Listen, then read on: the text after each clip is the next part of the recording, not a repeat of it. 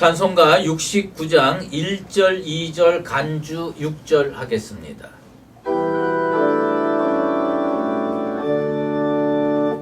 온 천하 만물 우러러 다 주를 찬양하여라. 할렐루야 할렐루야. 저는 빛나는 맑은 해, 저는 빛나는 맑은 달, 하나님을 찬양하라.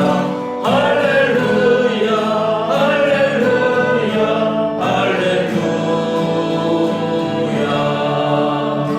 힘차게 부는 바람아, 떠나는 묘한 구름아, 할렐루야 할렐루야. 젖는 자한 아침에 젖지는 구운 저녁놀, 하나님을 찬양하라. 할렐루야 할렐루야 할렐루야.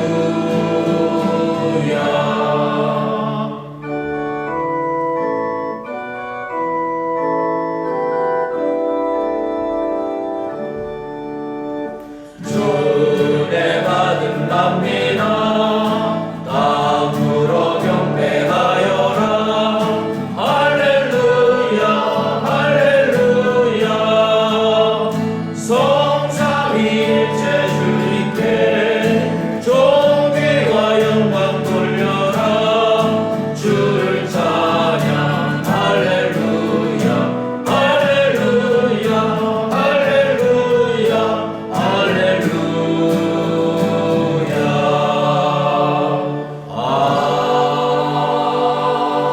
아멘.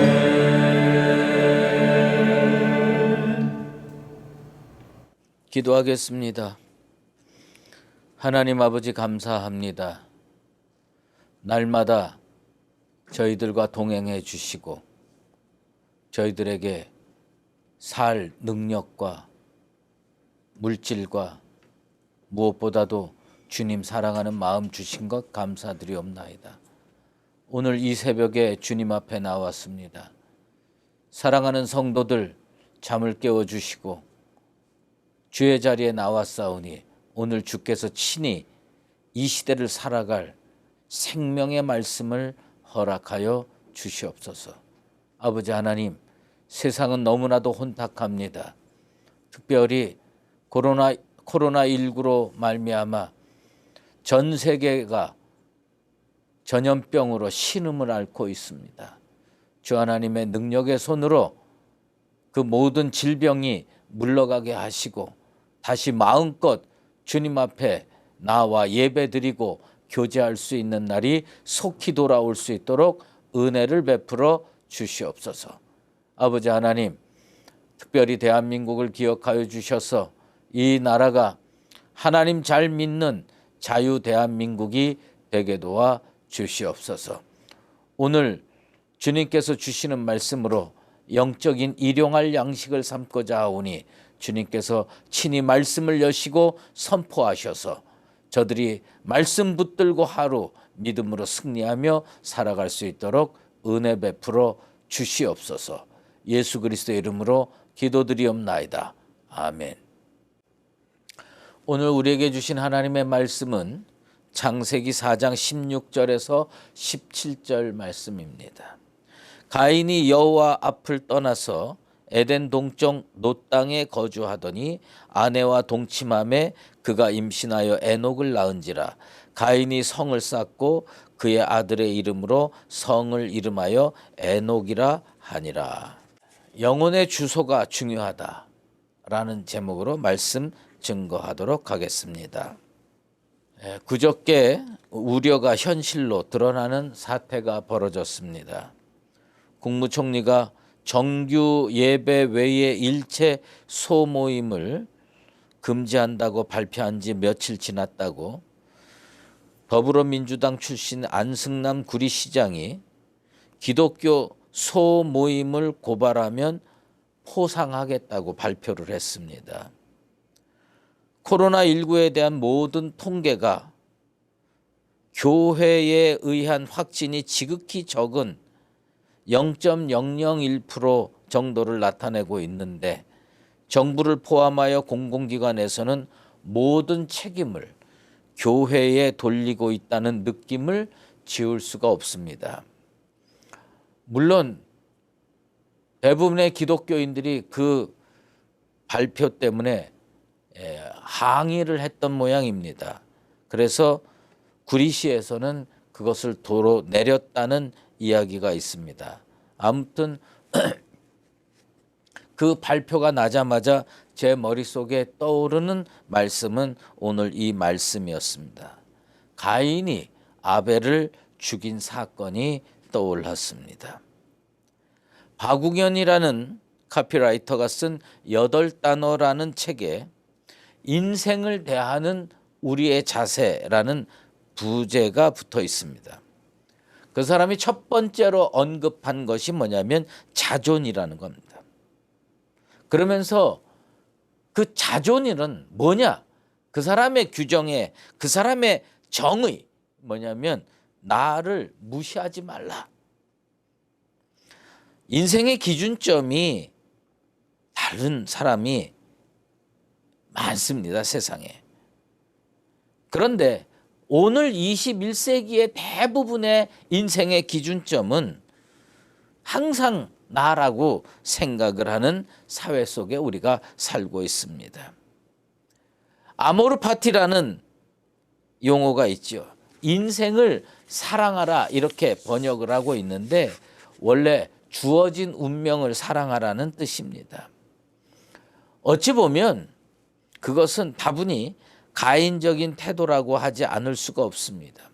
그리스도인이 이 땅을 살아가면서 지녀야 될 인생관, 신앙관, 세계관은 좀 달라야 됩니다. 자존을 말하기 이전에 하나님의 영광을 생각하면서 사는 것이 마땅합니다. 우리가 가지고 있는 세계관을 한번 들여다볼 필요가 있습니다. 우리가 사는 세상에는요, 가인 시대부터 지금까지 두 종류의 세계관이 계속 부딪히며 싸우며 살아왔습니다. 오늘 16절 말씀에 가인이 여호와 앞을 떠나서 에덴 동쪽 놋 땅에 거주하더니라고 기록하고 있습니다. 창세기 4장 후반부에서 창세기 5장 사이에는 두 종류의 족보가 쭉 나타납니다. 하나는 가인의 후손들의 족보고요.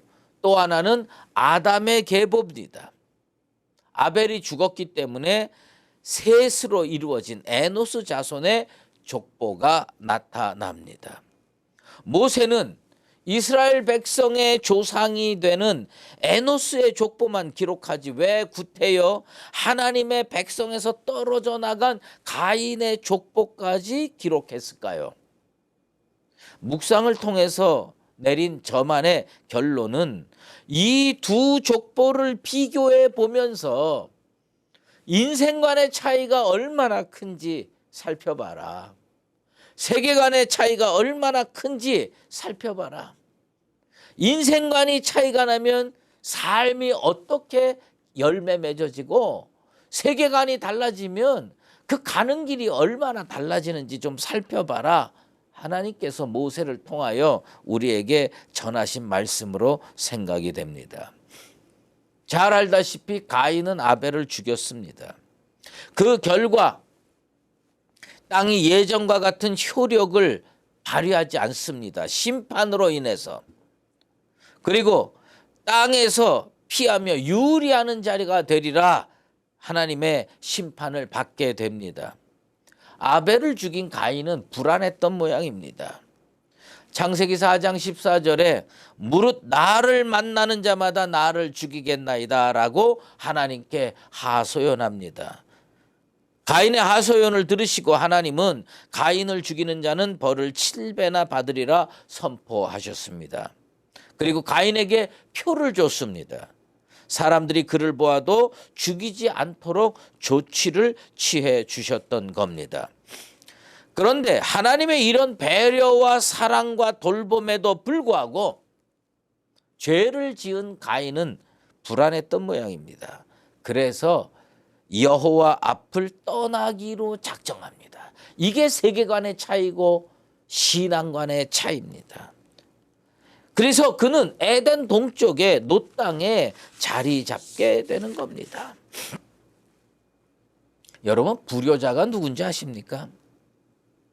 뭐 여러 가지 의미로 불효자를 생각해 볼 수 있지만, 부모에게 꾸중 몇 마디 들었다고 나 이 집에서 못 살겠어, 그리고 집을 나가는 자, 그거 사실 불효자입니다. 내면에 형성된 인생관, 내면에 형성된 세계관이 저항으로 발현되는 것을 우리는 부인하지 않을 수가 없습니다. 가인의 족보와 셋의 족보, 가인의 족보와 에노스의 족보 사이에는 이처럼 분명한 인생관의 차이, 세계관의 차이, 신앙관의 차이가 맥맥히 흐르고 있습니다. 가인들 후손 속에 형성된 세계관은 하나님 떠나서 살아야겠다. 하나님 앞에서 사는 게 아니라 하나님을 떠나서 살아야 되겠다. 에노스 후손들의 인생관은 여호와 앞에서 살아야겠다. 이게 인생관의 차이고요, 세계관의 차이예요. 하나님을 떠나서 살아야 되겠다. 하나님 앞에서 살아야 되겠다. 여러분은 어떤 인생관, 어떤 세계관, 어떤 신앙관을 붙들고 삽니까? 하나님 앞에 살면 하나님과 동행하는 에녹과 같이 됩니다. 별 차이가 없어 보일지 몰라도 하나님 떠나서 사면 가인이 되고 지옥 가는 인생이 되는 겁니다.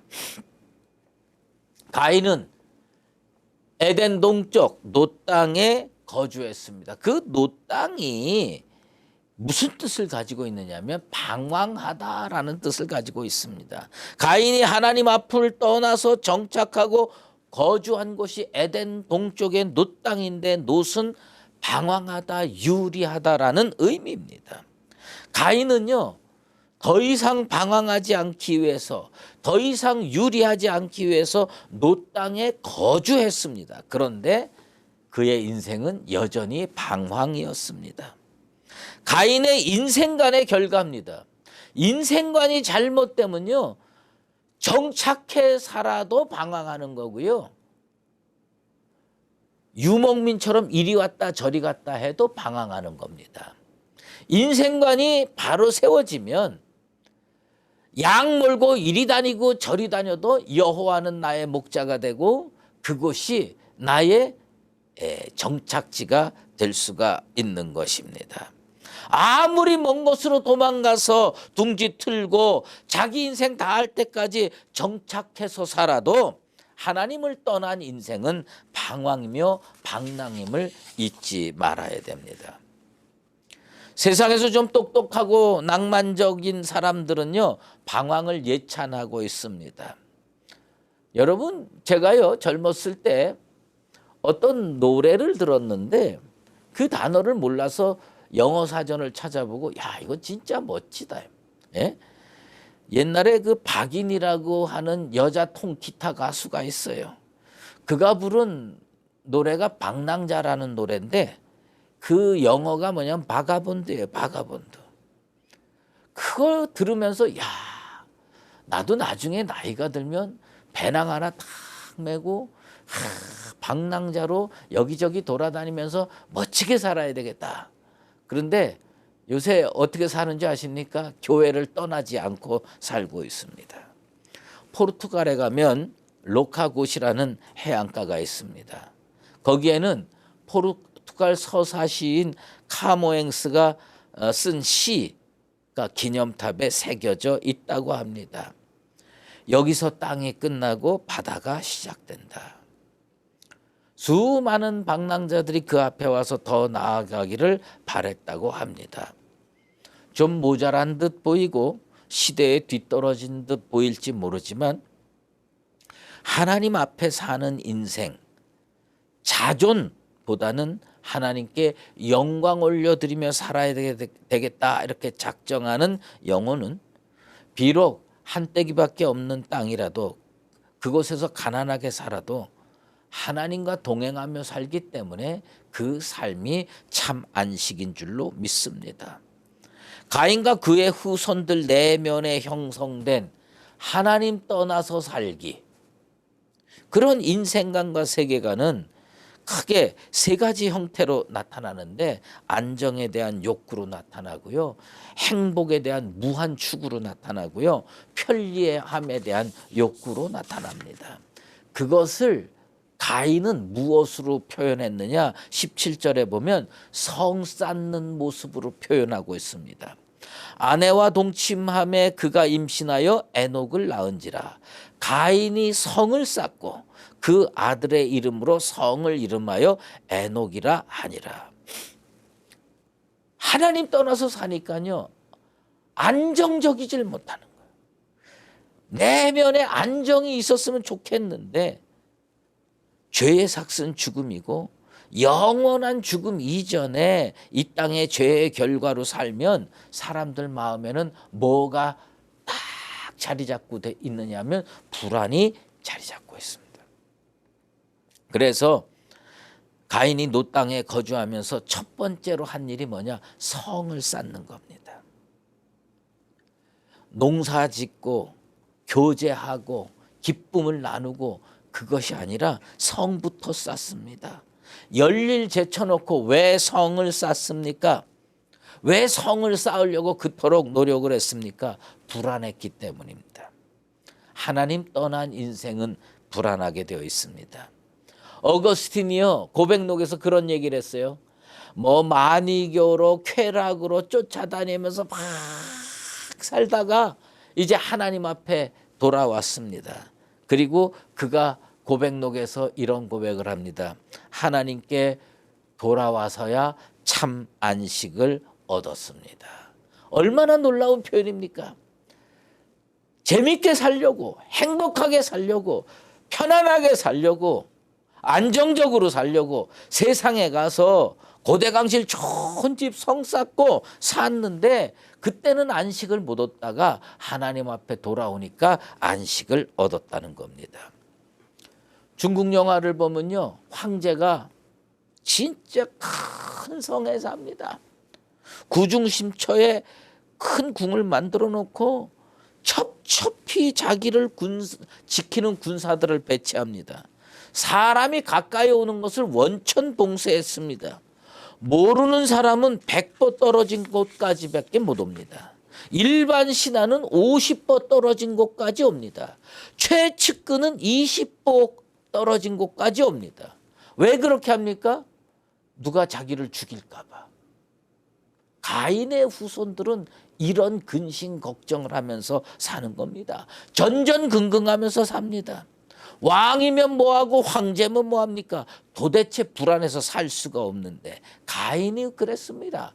아벨을 죽이고 하나님 떠나서 성 쌓고 잘 살아보겠다, 행복하게 살아보겠다, 철옹성 같은 성을 짓고 살았지만 하나님을 떠나 산다고 하는 인생과는 내면의 불안을 증폭시킬지언정 지울 수가 없었습니다. 더욱 놀라운 것은 가인이 성 쌓고 그 성의 이름을 에녹이라고 줬습니다. 사실 가인은 아들 이름도 에녹이라고 줬어요. 여러분, 에녹이라고 하는 그 이름의 뜻이 뭐냐면 하나님께 봉헌하다, 이런 뜻이에요. 진짜 에녹은 어떻게 살았습니까? 하나님과 동행하며 300년을 살았어요. 성 쌓고 에녹이라고 이름 짓는다고 편안해지는 게 아니라는 얘기입니다. 여러분, 요즘 얼마나 힘들게 우리가 살아갑니까? 그래도 너무 불행할 필요가 없습니다. 하나님을 떠나서 살 것이냐, 하나님과 함께 하나님 앞에서 살 것이냐, 영혼의 주소지가 중요합니다. 여러분 영혼의 주소지는 하나님 안에 있습니까? 하나님 밖에 있습니까? 가인은 하나님 밖을 택하고 평생을 불안하게 살았습니다. 우리는 하나님 안을 택하고 평생을 평안하게 안정적으로 그렇게 살게 되기를 바랍니다. 하나님은 이 말씀을 통해서 우리에게 질문합니다. 내 영혼의 주소가 어디로 되어 있느냐? 하나님 안으로 되어 있느냐? 하나님 밖에 세상으로 되어 있느냐? 하나님 안에 영혼의 주소를 놓고 이 험한 세상 불안하게 사는 것이 아니라 평안하게 살아가는 나와 여러분 되시기를 예수 그리스도의 이름으로 축원합니다. 하나님 아버지 감사합니다. 가인은 아벨을 죽이고 잘 살아보겠다고 하나님을 떠났습니다. 그리고 성을 쌓습니다. 그리고 그 이름을 에녹이라고 줬습니다. 이렇게 이중 삼중 행복하게 살겠다고 발버둥 쳤어도 불안을 지울 수가 없었습니다. 그는 그렇게 살다가 지옥으로 갔습니다. 아버지 하나님, 우리의 영혼의 주소지가 어디인지를 다시 한번 점검하게 도와주시옵소서. 여호와 앞에 되어 있느냐? 하나님 안에 되어 있느냐? 아니면 하나님을 떠나서 살고 있느냐? 하나님 안에 살아서 이 험한 세상에서도 참 평강을 누리며 살아가는 수유제일의 모든 믿음의 권속들 되게 도와 주시옵소서. 연하여 주기도문으로 기도하오니 하늘에 계신 우리 아버지, 아버지의 이름을 거룩하게 하시며 아버지의 나라가 오게 하시며 아버지의 뜻이 하늘에서와 같이 땅에서도 이루어지게 하소서. 오늘 우리에게 일용할 양식을 주시고 우리가 우리에게 잘못한 사람을 용서하여 준 것 같이 우리의 죄를 용서하여 주시고 우리를 시험에 빠지지 않게 하시고 악에서 구하소서. 나라와 권능과 영광이 영원히 아버지의 것입니다. 아멘.